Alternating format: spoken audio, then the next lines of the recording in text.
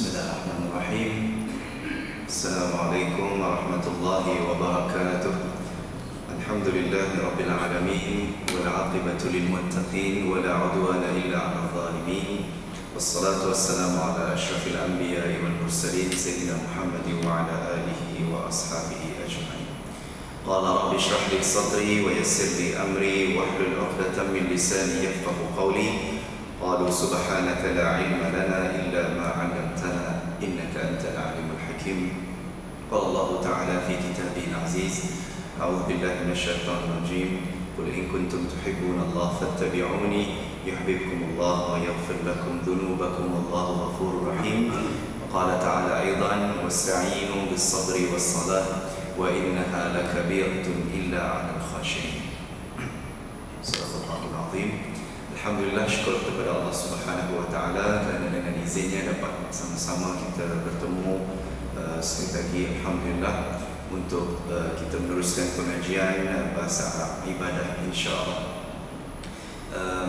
Yang lepas saya ada mengupas tentang beberapa surah pilihan yang ringkas, yang surah-surah yang pendek.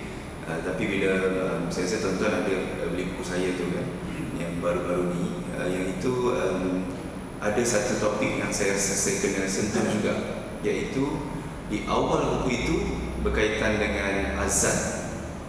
Ya, dalam buku itu ada berkaitan dengan topik azan dan iqamah. Ya. Itu kita kena sentuh juga, walaupun agak simple ya, berkaitan dengan azan dan iqamah itu. Tapi saya kena sentuh juga topik azan dan iqamah ni. Dia bukan hanya saya rasa azan ni semua orang boleh sebut lafaz azan tu dengan mudah, ya, semua orang hafal, semua orang boleh jadi muazzin. Kalau bahasa masyarakat kita panggil Bilal lah kan, Bilal. Sebenarnya Bilal tu daripada nama sahabat yang pertama sekali azan dalam Islam, kita ambil sempena itulah. Jadi lafaz azan tu memang satu lafaz yang sangat mulia, yang cuma kita nak tahu. Sebelum saya nak cerita lebih detail tentang lafaz azan itu, sejarah dia, itu yang penting sekali. Orang Melayu tak kenal apa cerita kan. Kita nak tahu sejarah macam mana boleh datangnya azan itu. Ya, mungkin ada tuan-tuan yang tahu, ada yang tak tahu. Mungkin macam mana boleh datangnya azan itu. Adakah ia sudah semestinya adalah wahyu daripada Allah, tetapi adakah dia datang direct kepada Rasulullah SAW melalui ayat Quran ataupun apa-apa? Sudah semestinya dia bukan ayat Al-Quran, azan ini. Ya. Jadi kalau kita tengok balik imbas dulu sebelum kita sentuh, dan saya akan menulis beberapa perkara di whiteboard nanti insya-Allah tentang lafaz azan ini. Lafaz azan itu ataupun azan itu, kalau tuan-tuan puan-puan yang nanti Allah sekalian nak tahu, dia bermula daripada bila masa dia pensyariatan dia, disyariatkan azan tu mulanya bila? Ia mula pada tahun kedua Hijrah. Iya, tahun kedua Hijrah. Maknanya kalau tahun kedua Hijrah maknanya 2 tahun selepas Rasulullah SAW berhijrah daripada Mekah Al-Mukarramah ke Madinah Al-Munawwarah. Ya, Madinah kita tahu nama lama dia Yathrib. Ya, sekarang ramai kita punya sahabat-sahabat yang dah selamat berada di tanah suci, berada di Al-Haramain Asy-Syarifain. Itu nama sekarang lah, dipanggil Al-Haramain Asy-Syarifain, iaitu 2 tanah haram atau 2 tanah suci yang mulia. Syarif itu mana mulia lah. Dan perpindahan daripada Mekah ke Madinah itu selepas 2 tahun itu. Sebelum itu solat itu dah disyariatkan, tapi azan itu macam mana?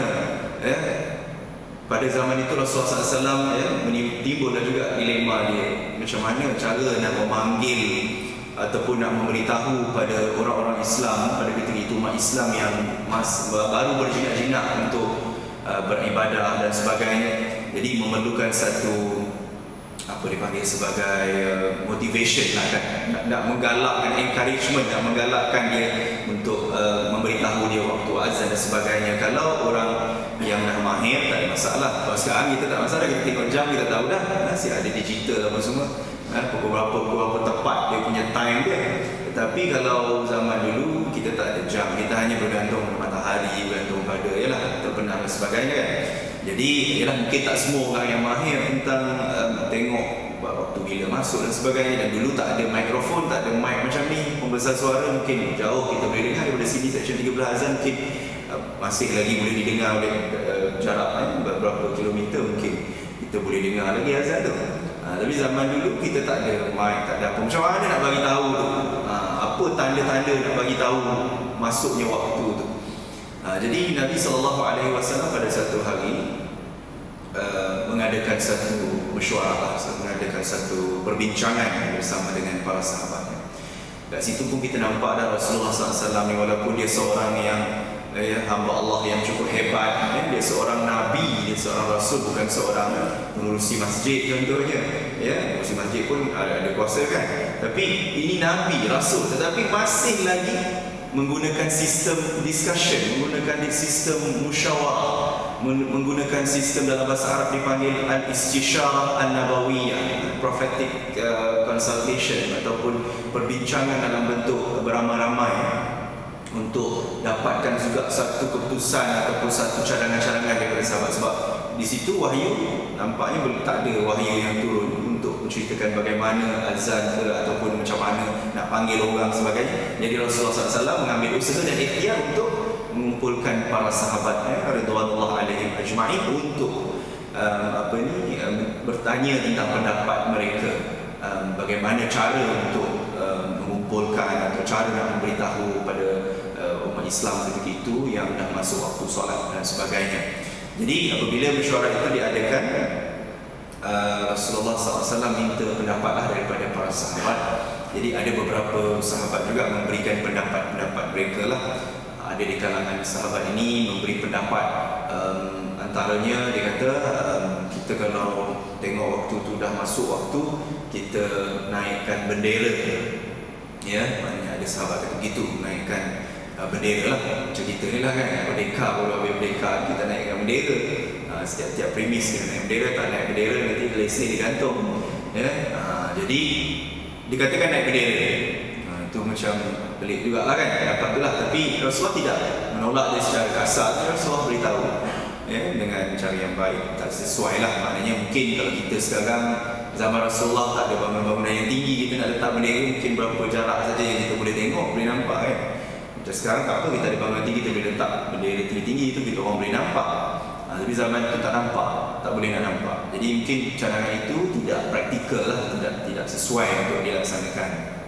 Dan ada juga sahabat riwayat yang lain menyebut ada juga sahabat yang berpendapat atau bercadang untuk kita tiup macam trompet lah. Macam satu alat yang mengeluarkan bunyi. Jadi kita tiup benda tu. Jadi kalau masuk waktu, tu dengar bunyi tu, tahu dah tu masuk waktu dah tu, subuh ke apa kan. Juga pendapat itu difikir panjang dan tidak berapa sesuai jugalah, sebab meniup trompet ni dia menyerupai ajaran agama lain, ataupun kalau kita tahu contoh seperti Yahudi juga dia ada tiup benda yang macam belala gading gajah tu kan, panjang tu.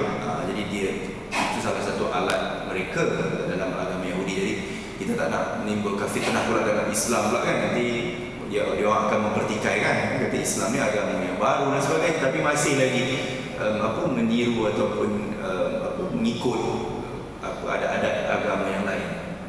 Jadi jugalah tolaklah pendapat itu. Kemudian ada juga pendapat sahabat lain yang meminta untuk mungkin bercadang, kalau ada loceng boleh tak? Loceng, kita bunyikan loceng je lah, senang. Tu mungkin orang boleh dengar, jauh orang boleh dengar kalau bunyi loceng kan. Loceng pun tak berapa sesuai ni Rasulullah pun berfikir panjang juga, sebab loceng juga ciri-ciri agama Kristian juga kan, membunyikan loceng. Kalau kita sini pun macam orang agama Hindu juga, dia ada bunyi loceng juga kan. Jadi itu ada meniru agama-agama yang lain. Jadi selepas habis mesyuarah itu pun tidak dapat satu keputusan yang jelas, tidak dapat satu solution macam mana cara nak buat ni. Okeylah, tak apalah, nanti mungkin besok ke ada pendapat-pendapat lain, balik fikir dulu lah. Maknanya Rasulullah macam itulah lebih kurang saya cerita benda yang ringkas yang mudah kita faham. Maknanya tak dapat satu keputusan yang jelas. Bagaimana cara nak beritahu orang masuk waktu solat, lepas tu macam mana nak bagi tahu, macam mana nak kumpulkan atau nak mulakan solat tu, macam mana cara dia. Baik, selepas itu seorang daripada sahabat Rasulullah SAW yang dikatakan namanya Abdullah bin Zaid, Abdullah bin Zaid radhiyallahu anhu. Ya, Abdullah bin Zaid, beliau pada malam itu beliau mendapat mimpi, pada malam itu beliau bermimpi bahawa beliau didatangi oleh seorang lelaki. Dalam mimpi dia tu didatangi oleh seorang lelaki. Dalam mimpi itu lelaki itu dikatakan membawa loceng, ya, membawa loceng, mungkin jelma malaikat dan sebagainya lah, ya, membawa loceng. Jadi dalam mimpi itu Abdullah bin Zaid bertanya kepada lelaki tadi itu. Dia kata, adakah kamu hendak menunjuk cara untuk kami ini memberitahu orang untuk masuk waktu solat dan sebagainya? Dia membawa loceng di tangannya. Maka lelaki tadi memberitahu kepada Abdullah, adakah kamu ingin mengetahui cara yang lebih baik daripada loceng ini? Adakah kamu ingin tahu cara yang lebih baik daripada bunyi loceng ini? Seperti mana kita tahu tadi lah, loceng itu bukan satu, ya, adalah ajaran agama lain ataupun cara ajaran lain. Jadi Abdullah bin Zaid pun beritahulah, ya, saya nak tahu cara yang terbaik, apa dia cara yang terbaik. Jadi lelaki tadi itu pun mengajarlah lafaz azan yang kita dengar sekarang, ya, iaitu Allahu Akbar, Allahu Akbar, ya, asyhadu an la ilaha illallah wa asyhadu anna Muhammadar Rasulullah, hayya 'alas salah, hayya 'alal falah, Allahu Akbar, Allahu Akbar, la ilaha illallah. Itu ringkaslah, tapi bila kita azan lupa kali dan sebagainya kan, ya. Jadi lafaz-lafaz yang disebutkan tadi itu jelas disebut di dalam mimpi itu dengan jelas, ya. Jadi apabila terjaga daripada tidur, Abdullah bin Zaid tadi bergegas, ya, berjumpa dengan Rasulullah sallallahu alaihi wasallam untuk berceritakan tentang mimpinya. Sebab dia rasa mimpi itu logik juga, sebab lafaz itu tidak ada lafaz-lafaz yang pelik-pelik ataupun apa, semua lafaz-lafaz yang bagus, yang baik. Dan cuma Abdullah bin Zaid ini bertemu Rasulullah lah untuk dapat endorsement Rasulullah untuk mengesahkan betul ke mimpi dia itu. Jadi dia pun bertemulah dengan Rasulullah sallallahu alaihi wasallam, dan Rasulullah pun dia pun ceritalah dia mimpi sekian-sekian dan dia dengar lafaz itu dalam mimpi dan sebagainya. Maknanya Rasulullah pun tersenyum dan Rasulullah mengakui bahawa mimpi itu adalah satu mimpi yang benar. Kalau kita tengok lafaz azan ni, maknanya dia bukan dapat wahyu direct pada Rasulullah, tapi melalui sahabat, ya, melalui sahabat. Jadi apabila Rasulullah dah mengesahkan bahawa itu adalah mimpi yang benar, itu adalah ilham daripada Allah SWT kepada sahabat tadi Abdullah bin Zaid, maka Rasulullah SAW pun memerintahkanlah Bilal ibn Rabah, iaitu seorang hamba abdi pada zaman sebelum Islam, tapi beliau bila masuk Islam, martabatnya ditinggikan oleh Rasulullah SAW sebagai seorang muazzin atau tukang azan yang pertama dalam Islam. Ya, walaupun zaman dulu tidak ada mikrofon dan sebagainya untuk azan, tapi suara Bilal ni kalau dia azan boleh dengar sampai ke langit. Itu kehebatan Bilal ini, dan dikatakan dalam hadis juga Bilal ibn Rabah yang seseorang daripada yang dijamin masuk syurga, kerana Rasulullah SAW mendengar tapak kakinya di dalam syurga, ya, mendengar tapak ketika peristiwa Isra Mi'raj, Rasulullah mendengar tapak kakinya berada di dalam syurga. Ya, kehebatan Bilal ibn Rabah. Macam mana kita, kalau Rasulullah, kalau ada orang bagi tahu kita confirm kita masuk syurga, apa kita rasa?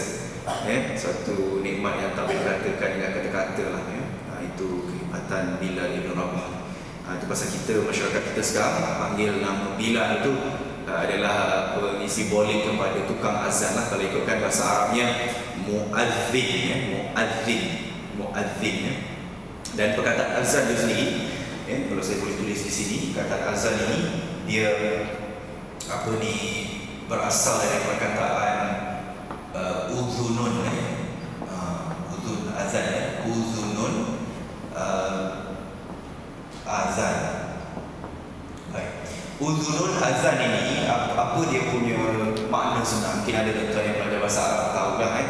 Uzunun ni adalah sejenis anggota badan kita. Uzun ni telinga, uzunun. Uzun ni telinga. Jadi kita mendengar azan melalui telinga, tapi dia ambil daripada perkataan udhun ini, dia adalah singular, dia adalah kata tunggal. Ya, azan ni adalah plural, jamak, kata jamak. Jadi azan adalah kata jamak bagi udhun. Sebab kalau kita dengar dalam Quran, kita ada ayat-ayat Quran yang salah satunya wa yaj'aluna asabi'ahum fi adhanihim.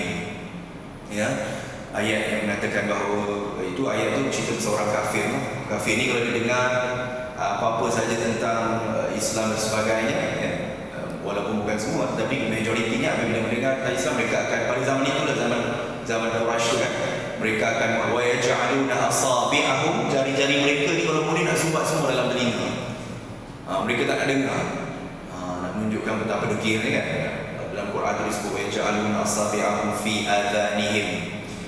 Ya, jadi dia masuk, kalau boleh dia nak masuk semua jari itu dalam telinga, dia tak nak dengar. Itu gambaran betapa tertutupnya pintu hati untuk mendengar kebenaran. Ya. Jadi azan ini asal dari itulah, daripada telinga asalnya. Tapi azan ini digunakan maksudnya adalah satu seruan lah kan. Azan ini seruan. Ya, seruan. Jadi kalau perkataan muazzin juga diambil dari perkataan azana, itu juga bunyinya dia dekat azana. Itu yang jadi orang dia tu muazzin. Yang kita sebut dalam Melayu muazzin lah, yang kita kata Bilal lah, tukang bang, tukang azan tu. Jadi ejaan dia macam ni, muazzin, azana. Ya, kalau kita tengok dia punya ejaan dia memang mirip lah, mirip, hampir sama. Kalau perkataan izin, kita kata minta izin tu ejaan dia betul kan, lebih kurang aja. Izin, azina, kalau azina izin, minta izin, permission, azina. Jadi ya'zan, azina, izin, kita bisa kita sebut insya-Allah tu biiznillah. Kadang ada orang sebut biiznillah, iznillah, dengan izin Allah SWT. Jadi pattern dia adalah mirip. Ejaannya kalau kita tengok alif zal nun, dia asal perkataan itu alif zal nun, azina, daripada perkataan azina lah. Kemudian kita kalau azan tu azana, muazzin. Itu adalah asal usul perkataan itu. Ya. Baik. Sejarah tadi kita dah sampai mana tadi? Itulah daripada perkataan daripada mimpi sahabat tu tadi. Lepas sahabat itu dia dah bercerita kepada Rasulullah, dan Rasulullah minta supaya dia mengajar pada Bilal bin Rabah, dan Bilal pun melaungkanlah azan itu buat pertama kalinya dalam sejarah. Ya. Dia mengazan pada waktu fajar, ya, menurut riwayat itu dia pada waktu fajar, dan azan itu didengar oleh semua sahabat, terutama sekali didengar oleh Umar ibn al-Khattab. Ya, kita tahu Umar ibn al-Khattab salah seorang khulafa Rashidin, khalifah, seorang khalifah, sebagian daripada khalifah Rashidin, dan beliau bertemu dengan Rasulullah dan bercerita kepada Rasulullah. Dia kata, aku juga mimpi benda yang sama, kata Umar. Umar bin Khattab pun kata dia mimpi benda yang sama. Seperti mana kita tahu, kalau kita pernah dengar ustaz cerita, Umar ni mimpi dia banyak, mimpi dia benar. Mimpi dia banyak yang disahkan oleh Rasulullah SAW. Banyak peristiwa, terutama berkaitan dengan perang Badar dan sebagainya. Macam mana teknik nak selesaikan tawanan-tawanan daripada kafir Quraisy tu, macam mana nak buat kan? Jadi kadang-kadang apa yang dimimpi oleh Umar bin Khattab tu banyak yang selari dengan wahyu daripada Allah Subhanahu Wa Taala. Itu kehebatan Umar bin Khattab. Ya, jadi dia pun dengar dan dia pun endorse lah benda tu. Rasulullah pun bila Umar ni, bila dia dah mimpi, Rasulullah bertambah yakin lah, maknanya memang azan tu memang benar lah cara dia tu. Itu dengan menggunakan lafaz-lafaz azan yang kita tahu sehingga sekarang. Ya. Jadi itulah yang sejarah dia tu, tuan-tuan. Orang-orang ramai, kita mungkin ada yang tahu, ada yang tak tahu. Jadi macam itu rupanya permulaan azan itu daripada hasil mimpi daripada sahabat. Iaitu ilham daripada Allah Subhanahu Wa Taala. Dan apabila kita tahu lafaz azan ni, semua orang tahu, saya cuma kita untuk ulang kaji dan kita nak tengok kalau boleh kita nak faham betul-betul apa sebenarnya signifikan kita menyebut setiap satu, dan kita sebagai muazzin mungkin ataupun sebagai orang lain yang mungkin kita pernah juga azan di mana-mana tempat. Perkataan azan ini dimulakan dengan Allahu Akbar, ya, Allahu Akbar. Diulang 4 kali lah biasanya kan, ya. Allahu Akbar, Allahu Akbar kan. Dia ulang 2 kali untuk lafazkan double 4 ya. Baik. Cuma masalahnya tapi saya tidak menjadi masalah di sini biasanya di masjid ini insya-Allah muazzinnya masya-Allah semuanya okey ya. Dan cuma kadang-kadang kita pergi tempat lain ya, kita dengar ada muazzin yang menyebutnya Allahu Akbar, Allahu Akbar. Allahu Akbar, Allahu Akbar. Ya.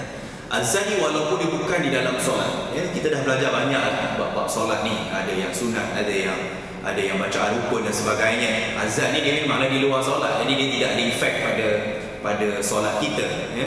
Tetapi kita tak nak sebut tu hanya sekadar melepaskan batuk di tangga saja atau melepaskan bunyi dia saja atau sekadar azan lah gitu ya. Tapi kita kena tahu bacaan dia yang betul macam mana, sebutan yang betul dia macam mana. Ya. Kadang-kadang tu memang saya ada dengar seorang azan Allahu Akbar Allah. Sebab kita kena tahu ada beza di antara akbaru dengan akbar. Saya tak boleh buat ini sebab saya nak tunjuk perbezaan itu sebab di dalam bahasa Arab seperti mana yang selalu saya sebut dengan tuan-tuan dan puan-puan ya. Apabila kita letakkan baris itu, baris ini dia bukan sekadar aksesori ataupun sekadar kita nak memudahkan untuk kita baca saja ya. Sebab dia apabila baris itu berubah, dia akan menimbulkan perbezaan makna. Dia akan berlakunya perubahan makna. Ya, kalau tuan-tuan tahu ini dengan ini, akbaru dengan akbar, dari segi jenis perkataannya pun sudah lain. Dah lain ya. Kalau dalam bahasa Arab kita panggil ini isim, ini fi'il ya. Isim ni apa? Ya. Kalau dalam bahasa Melayu kita kata nama, English dipanggil noun ya. Kata nama akbar itu kata nama sebab bila kita terjemah dia ke bahasa Melayu makna dia maha besar. Maha besar maknanya bukan satu sifat ya, menunjuk pada Allah SWT. Allah maha besar ya. Tetapi yang ini akbar ni fi'il, verb, kata kerja, perbuatan ya. Dia perbuatan. Bila dia perbuatan maknanya dia dah bukan maha besar lagi. Itu maknanya kalau kita salah sebut dia tak jadi makna yang sepatutnya ya. Akbar maknanya membesarkan. Membesarkan. Kalau kita sebut Allahu Akbar, Allahu Akbar, Allah membesarkan Allah. Jadi maknanya macam mana situ? Makna dia tak kena dah makna dia. Lepas kalau kita sebut dengan betul ya, Allahu Akbar, Allahu Akbar, tak apa sama gitu sebab originally memang baris depan. Ya, ada separuh muazzin dia berhenti tengah-tengah boleh juga. Tak ada masalah lah. Allahu Akbar, Allahu Akbar boleh juga. Dia berhenti di tengah-tengah itu okey. Itu lebih baiklah daripada dia sambung saja tetapi dibaca dengan baris atas. Ya, kadang-kadang benda tu nampak remeh tuan-tuan. Saya cerita ni benda yang nampak remeh. Nampak remeh benda tu. Tetapi sekarang kita tak nak hanya menyebut saja tetapi kualiti ataupun maknanya tidak memberi apa-apa makna yang baik. Kadang-kadang jemaah tanya saya, ada dekat tempat lain tanya ya. Ada pun dia pun ada cerita juga atau ustaz lain pun cakap juga dia kata kalau orang azan tu azannya tak betul macam mana ustaz tak jawab ke tidak. Itu satu soalan yang memang ya, kita dalam sunnah tu kita digalakkan untuk menjawab azan kan.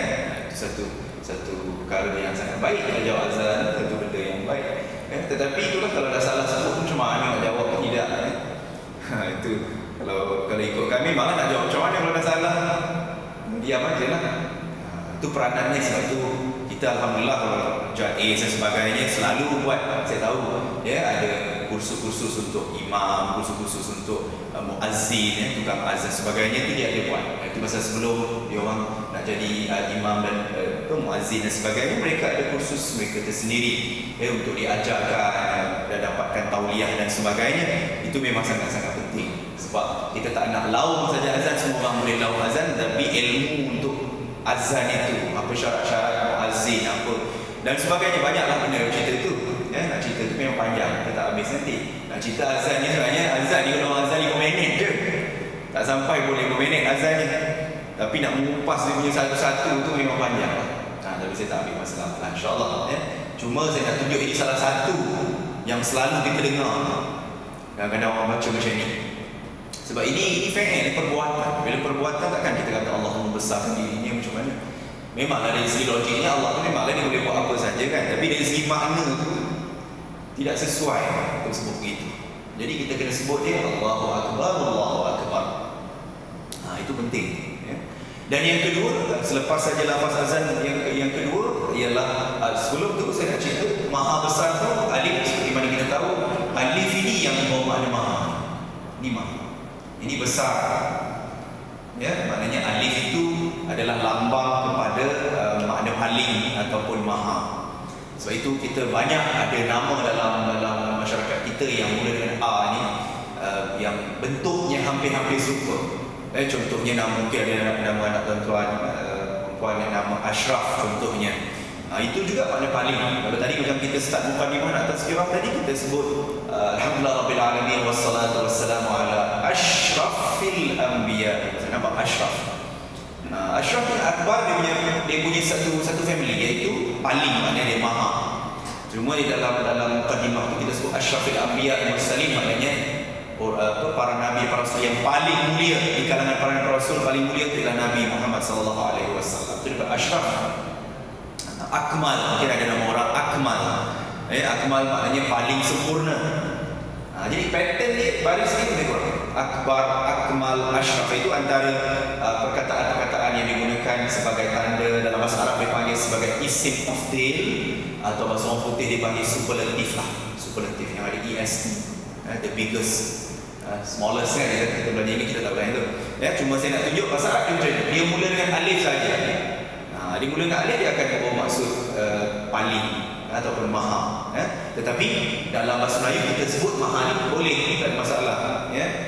Maha ni kita sebut dalam kita gelaran pada sultan juga disebut maha kan, sebab dalam bahasa Melayu itulah perkataan yang paling maksimum yang kita boleh guna maha. Tetapi kalau dalam bahasa Arab, bahasa Quran, perkataan maha ni boleh dibentukkan dalam pelbagai bentuk. Apa contoh yang paling utara ialah nama-nama Allah. Kita menyebut nama-nama Allah dengan Asmaul Husna kan. Kalau kita tengok, bukan semua bentuk dia mula dengan alif. Majoriti tidak. Nama-nama Allah yang kita sebut tu, nama-nama Allah tu majoriti tidak. Sebab nama-nama Allah tu disebut dalam pelbagai bentuk. Kalau kita tengok ada Ar-Rahman, Ar-Rahim kan, Al-Malikul Quddus. Jadi nama-nama itu dia bentuknya pelbagai. Itu menunjukkan betapa kayanya perkataan di dalam bahasa Al-Quran, dalam Al-Quran itu sendiri. Sebab nama-nama Allah tu kebanyakannya disebut dalam Al-Quran, dikumpul menjadi 99 Asmaul Husna itu. Jadi nama-nama Allah itu bentuknya berbeza-beza, patternnya berbeza-beza. Tak macam kita Melayu kita sebut maha aja. Maha berkuasa, maha besar, maha perkasa, maha suci, maha kan. Kita sebut maha je. Cuma kita tambahkan dia. Tetapi dalam bahasa Al-Quran lain-lain pattern dia. Lain-lain pattern dia. Untuk maha ni lain, Kudus, Aziz, apa lagi, Mutakabbir, Al-Jabbar. Itu banyak nama-nama orang guna ni perkataan. Tapi ditambahkan Abdul lah depan dia. Sebab nama-nama orang ni kita kena tambah Abdul depan dia. Tak boleh tak ada Abdul tu. Kalau boleh memang kena ada Abdul tu. Sebab dalam masyarakat kita banyak yang ambil nama Allah tapi tak letak Abdul dekat depan dia. Itu makruh tu kalau kita buat nama tetapi tidak letak Abdul di depan dia. Jadi kita menggunakan nama Allah itu konsepnya seperti Akbar tadi lah. Cuma ini Akbar salah satu nama Allah yang kita merujuk pada sifat Allah Subhanahu Wa Taala. Dan yang kedua iaitu syahadah. Syahadah ni semua orang tahu syahadah. Asyhadu an la ilaha illallah. Itu lafaz yang kedua. Kita tahu makna dia pun kita tahu. Aku bersaksi bahawa tiada Tuhan yang disembah melainkan Allah. Tapi yang saya nak tunjuk tuan-tuan adalah perbezaan di antara ramai orang selalu sebut asyhadu itu disebut asyhadu. Ramai orang sebut asyhadu. Asyhadu an la ilaha illallah wa asyhadu. Okay. Jadi apa pula perbezaan itu? Yang saya nak tunjuk itu perbezaan. Saya rasa makna ni semua dah tak ada masalah. Semua orang tak ada masalah dari segi makna. Semua orang tahu aku bersaksi dari Tuhan dengan Allah. Semua orang tahu. Yang saya nak tunjuknya apabila berlakunya salah sebut. Kemudian syahadah ni pula kita bukan sebut dia di luar salat saja, kita sebut dalam salat juga. Tahiyat akhir kita baca itu rukun. Kalau salah tu takut solat pula tak sah. Ya, bila kita baca tak betul tahiyat akhir, beza antara asyhad ada pada sini asyhad dengan asyhadu. Ada dua benda yang berbeza. Sebab bahasa Arab ni sangat kaya dalam perkataan. Jadi kalau kita salah sebut, dia akan makna dia memang lari betul. Memang lari sangat makna dia. Kalau asyhadu ni, ya, mungkin tuan-tuan pernah dengar ayat Quran. Al-fitnatu asyaddu minal qatl. Itu kita biasa dengar tu ayat tu. Apa maknanya? Fitnah lebih dahsyat daripada membunuh. Fitnah ni dia tak payah pakai senjata kan. Pakai mulut aja pun jadi. Ya, fitnah ni. Jadi sangat dahsyat.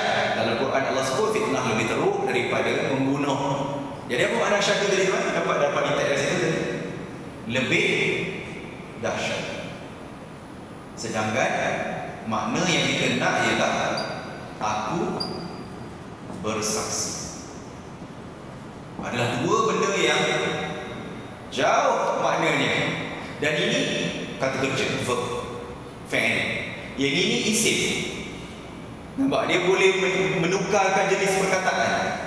Kalau ini aku bersaksi, maknanya kita perbuatan kita sebagai saksi kepada Allah SWT dan keesaan Allah. Tapi ini asyhadu lebih dahsyat, lebih teruk maknanya asyhadu. Jadi kalau kita baca asyhadu Allah, lebih teruk lah. Allah SWT tiada Tuhan melainkan Allah. Ada seorang kita kata teruk pula. Bukan kita kata aku bersaksi, I witness, aku bersaksi, tidak. Kita kata Allah teruk pula. Kadang-kadang benda tu kita bukan nak sengaja nak sebut gitu. Itu pentingnya ilmu. Itu pentingnya ilmu. Kadang benda yang disebut ni remeh je.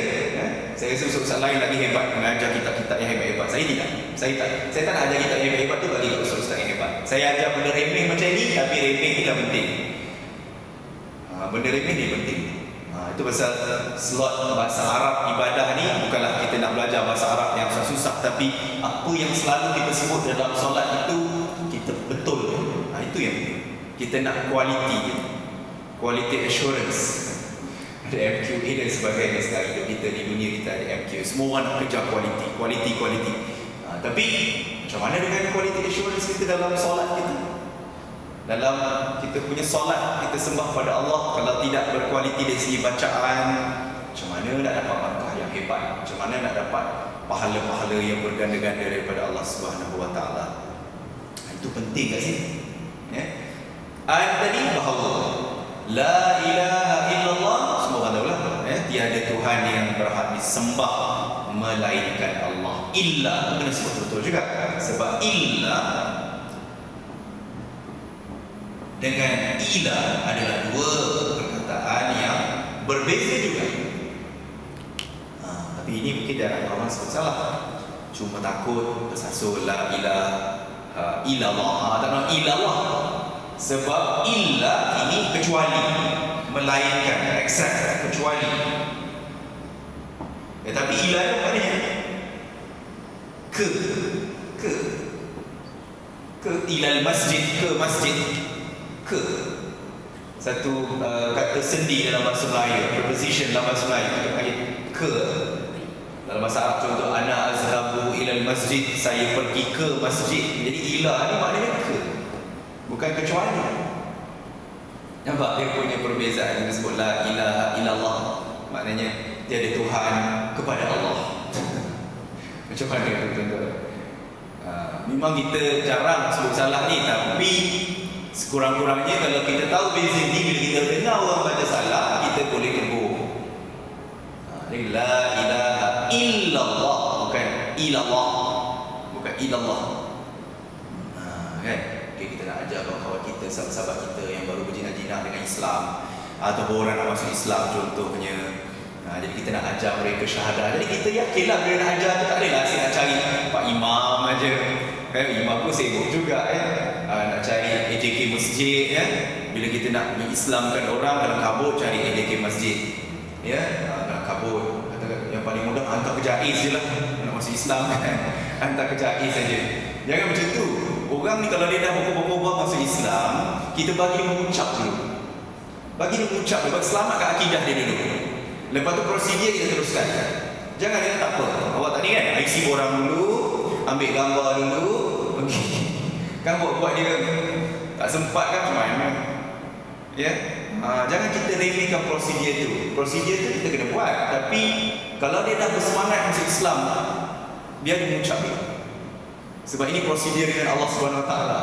Dengan dunia, ya betul, dia nak tukar IC nanti dah masalah pula. Kalau mati kan nak tanam kat mana, kubur Islam ke, kubur bukan Islam ke. Okey, tak ada masalah. Tapi akidah tu yang penting. Kalau orang tak tahu pun, Allah tahu. Itu kadang-kadang kadang-kadang tu lah, kadang ramai yang bila saya tengok masyarakat macam tu, kita dah tak apa, nanti saya cari imam dulu. Nanti. Alah, nak mengucapnya apa susah. Kita sebut aja lah. Kita ajar dia. Kalau betul-betul nampak dia ikhlas, kita ajar dia. Okey, mengucap dulu. Tak apa, nanti lepas tu kalau ada prosedur rasmi ada mengucap sekali lagi ke, tak apalah, tak ada masalah lah tu. Tapi kalau kita dah tengok orang tu semangat, kita bagi mengucap dulu. Betul lah sebut la ilaha illallah tu kan. Kadang itulah kita terlalu risau sangat kalau orang nak masuk Islam ni macam satu benda ni. Kadang-kadang kita bertikai pula. Kata betul kalau masuk Islam ni kena nak zakat ni. Kan masuk Islam ni kan Allah dia dapat zakat kan. Kata betul masuk Islam ni kena nak zakat tu. Dan memang hak dia, kenapa kita nak risau? Memang hak dia pun boleh masuk Islam. Dia dapat zakat tu. Kita nak bimbang. Memang hak dia. Kan? Itu dia dengan Allah lah. Dia ikhlas saya nak masuk Islam tu dia dengan Allah. Tapi kalau dia dah cakap dia nak masuk, dia akan masuk je. Kita nak meramaikan umat Islam ni. Tapi nak kualiti lah. Kita tak nak masuk Islam tapi solat tak buat, apa tak buat kan. Jadi itu ada susulan dia lah, ada follow up lah kan. Baik. Seterusnya dari segi syahadah yang kedua, iaitu asyhadu anna Muhammadar Rasulullah. Ada juga yang tanya kat saya, macam mana Ustaz kalau kita baca la ilaha illallah Muhammadur Rasulullah, dia tak ada asyhadu tu, kita baca lain sikit, la ilaha illallah Muhammadur Rasulullah, boleh lain tu. Tapi kalau kita dalam solat contohnya kita sebut asyhadu an la ilaha illallah wa asyhadu anna Muhammadar Rasulullah. Beza pula tu baris kan. Ada efek tak dari segi makna dia Muhammadun dengan Muhammadan tu. Beza kat situ dia bukan efek dari segi makna lah. Muhammad tu nama Rasulullah, jadi tidak efek. Cuma dia berbeza situ kenapa ada Muhammadun dan Muhammadan, sebab adanya tata bahasa lah. Itu tata bahasa Arab ni memang itu. Dia baris dia akan berubah. Apa contohnya kalau kita sebut tadi asyhadu anna. Dia perkataan anna tu iaitu alif hamzah nun. Perkataan anna. Perkataan anna ni juga dia ejaannya gini, anna. Dia maknanya bahawa, bahawasanya, bahawa. Anna. Anna ni maknanya bahawa. Kalau dalam Quran kita jumpa banyak inna, kita jumpa inna banyak. Inna dengan anna ni sama ni berada. Inna. Perkataan inna kalau kita jumpa dalam Quran banyak. Innallaha ghafurur rahim. Innallaha, dengar tak dia punya ha di baris atas. Innallaha sami'un alim. Innallaha ala kulli syai'in qadir. Dia lepas inna atau anna, dia kena perkataan selepas dia kena baris atas. Fathah.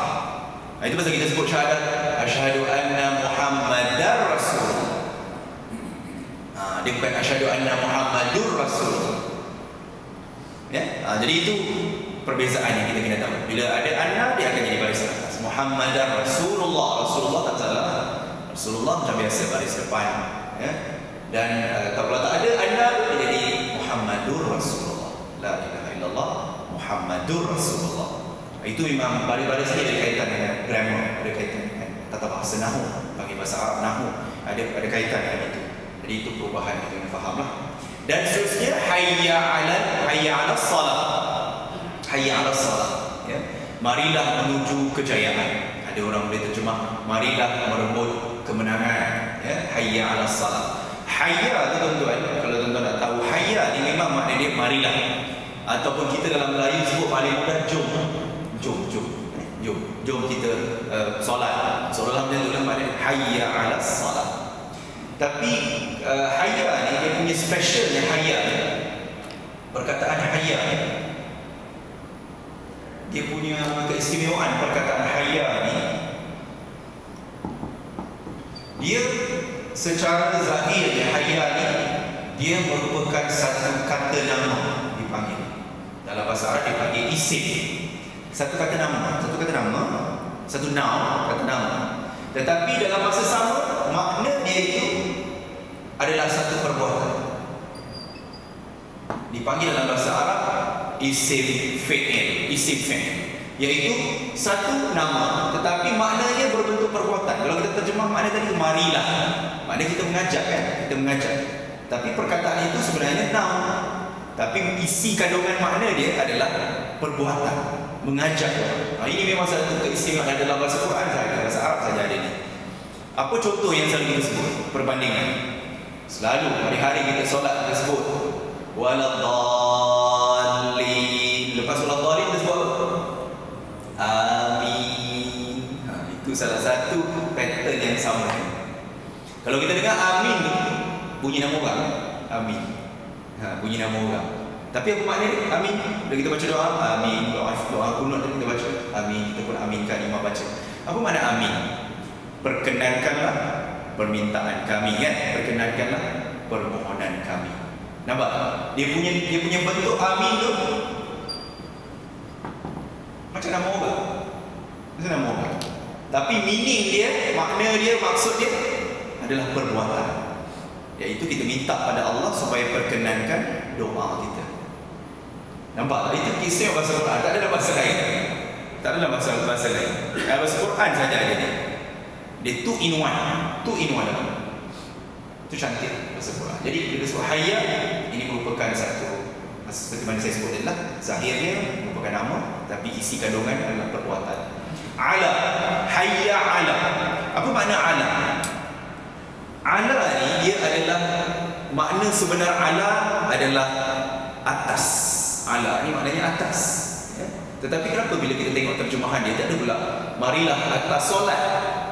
Solatlah. Solat tu semua orang tahu. Tapi ala tu makna dia, original makna ala adalah atas. Kenapa kita tak terjemah dia marilah ke atas solat? Marilah ke atas solat. Tidak, kita terjemah mari menunaikan solat.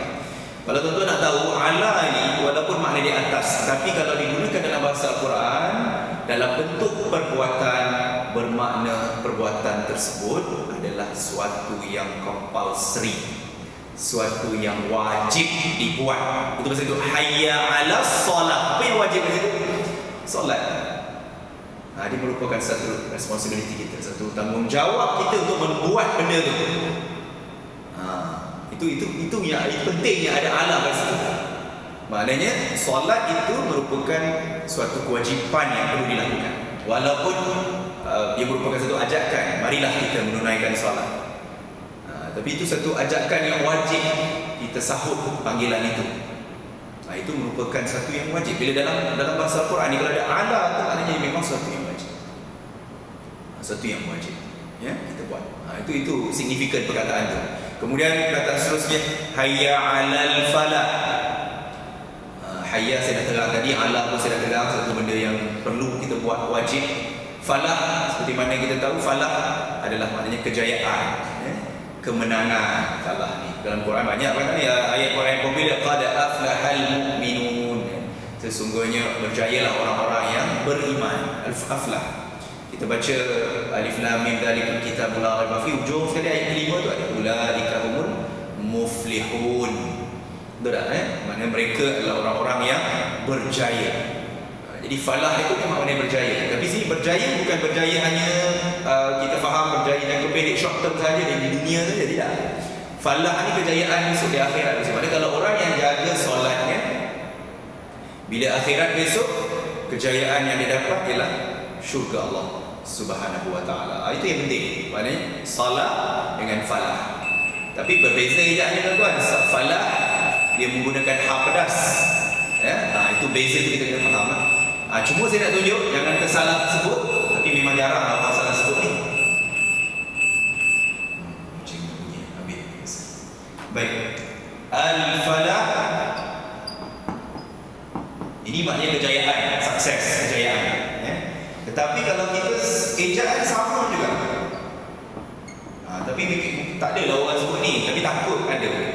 Kita letak satu je. Apa makna sabdu? Al-fallah. Mungkin kalau yang tahu bahasa Arab kita tahu makna fallah ni, iaitu petani. Petani. Peladang. Hayya 'alal fallah, marilah kita bertani. Tak bertani mana? Oh, menanam hasil pahala kot bertani tu ya. Jadi kena hati-hati. Maknanya dari segi ejaan dia sebiji tuan-tuan, sebiji. Cuma bezanya sabdu dengan tak ada sabdu saja. Kalau ini falah memang jaranglah orang salah sebut kan. Tapi takutlah tersasul ke. Hayya 'alal falah kan. Bunyinya agak sedap juga. Tapi beza makna dia sangat jauh. Disebabkan sabdu saja. Bukan kena tambah huruf-huruf lain ke. Ejaan sama. Baris sedikit ada beza, itu sabdu. Bila kata sabdu ni dia double lah huruf tu. Jadi falah dengan fallah, falah kejayaan, falah petani. Jadi itu perbezaan yang kita kena faham lah. Kemudian bila kita azan subuh tadi, kita dengar as-salatu khairum minan naum. As-salatu khairum minan naum. Bukan terbalik bukan an-naum khairum minas salat. As-salatu khairum minan naum. Salat lebih baik daripada tidur. Saya datang jawab tu. Pukul 4 lebih dah bangun dah. Kalau terlajak tu memang tak datang macam tuan-tuan ya. 4.45 saya dah celik mata dah, dah gabut dah. Datang jawab pasal hidup gajah ni saya daripada pagi yang ini. Tapi highway okey, relax je, straight je, tak jam. Pagi-pagi tak ada kereta, tapi banyak lah kereta. Ya, okey. Baik, jadi bila kita sebut as-salatu khairum minan naum, solat lebih baik daripada tidur. Ini konsep yang memang kita kena faham betul-betul. Sebab ramai orang yang orang kata apa ya, zaman sekarang ni orang suruh angkat besi. Nak dapat badan, orang kata istilah sesadar-sadar lah semuanya. Nak badan yang fit dan sebagainya, pergi gym dan sebagainya, angkat berat-berat tu. Berapa kilo, 30 kilo, 40 kilo angkat. Tapi nak tolak selimut yang sekadar tak sampai 500 gram tu pun tak laratnya nak tolak selimut ni. Kan, kita orang dewasa kita tak ada masalah lah. Tapi nak train anak-anak kita ya, anak-anak ni kadang-kadang bukan anak yang kecil, anak-anak yang besar tu umur dah 20 kan, badan dia besar ya, tak apa lagi nak jadi bapa orang, tapi solatnya pun tak terjaga. Saya dah pergi satu masjid lah kat kawasan rumah saya sana ya. Dia memang saya cerita bab-bab ni lah, bab solat sebagainya. Bila saya cerita tu memang ada realiti berlaku depan saya. Lepas tu saya kuliah muslimat kan, saya cerita dengan ibu-ibu lah. Dia cakap, dia tanya saya, "Ustaz, saya ni ada masalah." Dia kata, "Anak saya dah kahwin, dah beranak pinak dah, tapi tak nak solat. Macam mana nak buat?" Dia kata. Sedih lah kita dengar tu lah, kesian ibu ni. Kan? Anak dah besar, dah beranak pinak dah kahwin dah. Kalau Nabi kata umur 7 tahun kita suruh, 10 tahun tak solat, kita rotan ya. Kalau perlu lah rotan ni, bukan kata kau solat tu sebab lah, kita suruh dulu. Tapi kalau degil juga, dia rotan. Tapi kalau dah 30 tahun umurnya tuan, nak sebat pakai apa tuan? Nak pakai sebat ekor pari? Nak sebat dengan apa? Kalau umur dah 30, dah tanggungjawab dia sepatutnya. Saya kata tak apa ibu, kalau apa ni dia datang ke rumah tu, kita tetaplah anak kita tu besar mana boleh tetap anak kita kan. Tetap juga macam budak saya ni yang dah jadi ustaz ni pun, mak saya kalau saya balik ke rumah dia tetap juga kejut kita ke apa ke. Dia tetap anggap kita ni anak macam anak kecil dia. Dia tetap akan nasihat kita itu ini, walaupun benda dia nasihat semua kita tahu. Tapi kita punya peranan sebagai anak kita tahu apa? Mendengar nasihat ibu bapa. Walaupun kita dah berkeluarga pun dia. Jadi saya cakap dengan ibu tu, yalah, dia kata anak ni memang tak melawan dia. Memang dia tak ada hati, memang dia tak melawan. Dia tak cakap tak anak lah apa, dia tak ada. Dia diam aja. Jadi diam, dia tak cakap apa pun. Yalah, kalau kita dah nasihat dia tak dengar juga, kita doa lah, apa lagi kita nak buat? Kan doa ibu ni mustajab. Doa je. Doa saja supaya satu hari dia akan terbuka hati untuk menjadi Muslim yang lebih baik. Jadi anak soleh tu insyaAllah lah, dia dah ikut dah cakap mak dia sebagainya. Cuma dia diam je, bila mak dia suruh solat tu dia diam je. Maknanya kalau suami dia tak solat, isteri dia solat tak? Mungkin ada di kalangan masyarakat kita yang suami tak solat, isteri solat. Tapi kalau orang yang baru berumah tangga, biasa kalau suami solat, suami tak solat, biasanya isteri pun macam itulah, ikut. Walaupun ada kontrak, ada yang isteri cukup baik, tapi suaminya tak berapa baik, ada kan? Tapi kalau satu keluarga macam tu, macam mana?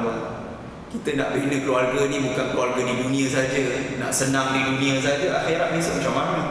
Sebab orang tak solat ni, dia punya dosa dia. Kalau akhirat besok Nabi tunjukkan Nabi cerita dalam peristiwa Isra Mi'raj, kepala ni, kalau orang tak solat, kepala ni akan dihempas ke batu.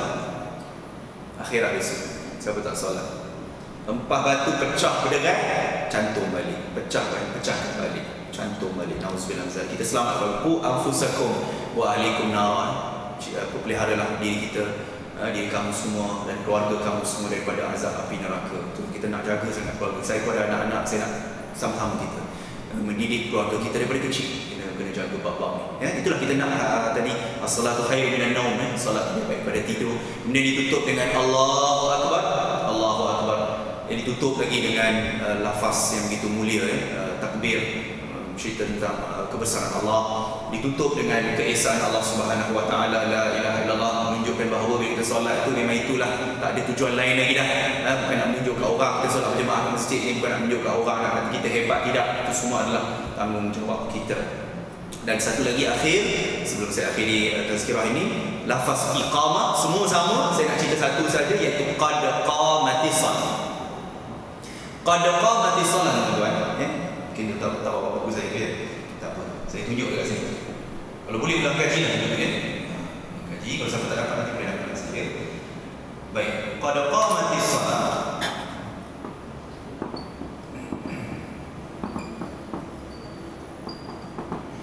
Qad qamatis salat. Qad ini maknanya sesungguhnya. Kalau kita jumpa dalam Quran banyak. Kalau ada qad ini maknanya sesungguhnya. Qad. Ya, tetapi qad ini dia punya penggunaan dia selepas qad ini mesti kita gunakan satu dalam tata bahasa Arab ni, dia satu yang wajib kita kena guna past tense. Kita guna past tense, guna fi'il madhi, benda dah lepas past tense. Jadi kalau kita tengok logik, kita iqamah, kita dah solat belum? Kita belum solat lagi, tapi kita menggunakan past tense. Sesungguhnya telah didirikan solat. Ini maknanya telah didirikan. Ya, itu makna didirikan. Okey. Ini makna asal lah. Telah ni makna asal. Tetapi kita boleh terjemah dia dalam konsep ibadah dan juga doa. Kita boleh terjemah dia sebagai akan. Kita boleh terjemah dia sebagai akan. Walaupun penggunaan di sini adalah past tense ataupun fi'il madhi, benda dah lepas. Salah. Kenapa macam tu? Kenapa benda yang belum lagi kita buat tetapi penggunaannya telah menunjukkan makna telah, pas, benda dah lepas. Itu kehebatan bahasa Quran. Dia menggunakan benda dah lepas tapi untuk benda yang akan datang. Banyak contoh. Kita selalu baca doa. Contohlah kita itu 2 bulan lepas kita puasa. Kita buka puasa, kita baca doa apa biasa? Tentang ayat bonda. Kita baca apa? Allahumma lakasumtu wa bika amantu wa ala rizkika aftartu birahmatika ya arhamar rahimin. Kalau tuan-tuan nak tahu benda itu semua, Allahumma lakasumtu bika amantu wa ala rizkika aftartu, itu semua past tense. Tapi kita dah makan belum? Kita baca doa itu sebelum, bukan baca selepas. Itu semua past tense. Atas rezeki engkau lah kami telah berbuka. Tapi belum buka lagi. Kita baru baca doa baru. Itu keistimewaan bahasa Quran. Dia menggunakan satu yang dah lepas tetapi menunjukkan yang belum berlaku. Apa lagi contoh? Kita hari-hari kalau orang sebut nama Nabi, kita akan sambut dengan sallallahu alaihi wasallam. Kalau sebut Nabi Muhammad sallallahu alaihi wasallam, kita pun sambut. Kita sambut lah tu sallallahu alaihi wasallam sebab Nabi kata siapa orang yang paling kedekut bin haji bakhil dengan nama Nabi tapi tak sebut nama Nabi tu ataupun sallallahu alaihi wasallam tu lah. Jadi kita kena sebut. Yang saya nak tunjuk tu sallallahu alaihi wasallam. Jangan tahu SAW saja. SAW itu sallallahu alaihi wasallam kan? Okey. Sikit lagi ya, insya-Allah. Okey. Salla wa sallam. Nampak? Ini juga merupakan past tense. Past tense. Tapi sedangkan kita nak mendoakan Rasulullah, memanglah Rasulullah telah wafat, tapi kita sepanjang kita menyebut nama Nabi sallallahu alaihi wasallam, jadi kita kena menggunakan ayat ini dan kita mendoakan Rasulullah SAW. Jadi itu sebut salat dengan salam. Ini dua-dua juga past tense. Past tense, iaitu Allah. Tapi kita terjemah, semoga Allah memberikan kesejahteraan dan keselamatan ke atasnya. Peace be upon him. Nampak? Ya, begitu juga dengan nama-nama sahabat kalau kita sebut radhiyallahu anhu. Ini juga past tense. Itu menunjukkan bahawa sekiranya suatu ayat dalam bahasa Arab ni menunjukkan doa ataupun ibadah, maka dia boleh menggunakan fi'il madhi past tense tetapi menunjukkan benda yang akan datang. Itu cantiknya bahasa Al-Quran. Cantik sangat penggunaan yang telah Allah tetapkan atur. Sebab kita tidak ada bangunan khas untuk bahasa Arab. Kalau bahasa Melayu kita ada Dewan Bahasa Pustaka di BP di Kuala Lumpur. Bahasa Arab kita ada bangunan khas. Bahasa Arab ni kita punya rujukan Al-Quran dan Sunnah, itu saja. Tata bahasa dia tidak akan berubah sampai kiamat. Tata bahasa kalau bahasa Melayu dia boleh berubah, tuan. Bahasa tidak sampai kiamat. Hari ini kita belajar bahasa 2015, 2070, 2020, 2000 berapa lagi yang masih kita pun tak tahu ada ke tidak nanti. Tetap macam itu dia sampai kiamat. Dia punya grammar ni. Ya, cukuplah panjang lebar nak lagi sikit. Ya, nak cerita azan je sampai hampir dekat 1 jam nak ceritakan azan. Sedangkan azan tu 5 minit saja. Ya, itulah cara kita nak menghayati suatu ibadah. Bukan hanya sekadar sebut diri baik. Ada soalan? Waalaikumsalam. Dengan yang perbezaan, kalau kita tak tajik setelah tajik tu Tajik ni memang macam mana? yang ulang dalam hati. Ulang dalam hati. Itu tak masalah. Lah kita nak ulang pun boleh, tak ulang tak apa. Sebab dia bila dua daripada solat ni, selagi mana yang kita rasa benda tu kita nak amalkan, tak ada masalah. Selagi tidak lari dengan apa-apa yang ada dalam Al-Quran atau sunnah, selagi kita boleh amalkan, tak ada masalah pun. Tak ada masalah. Ada soalan lagi tuan-tuan untuk kita selesaikan kita punya kuliah hari ini? Tak ada ya? Semua jelas faham, faham dengan jelas, insya-Allah. Jadi itulah lafaz azan ni satu lafaz yang sangat mulia, simple tetapi itulah perlukan kefahaman yang sangat-sangat mendalam untuk kita menghayatinya dengan baik, insya-Allah. Tutup dengan suratul Asr dan tasbih kafar.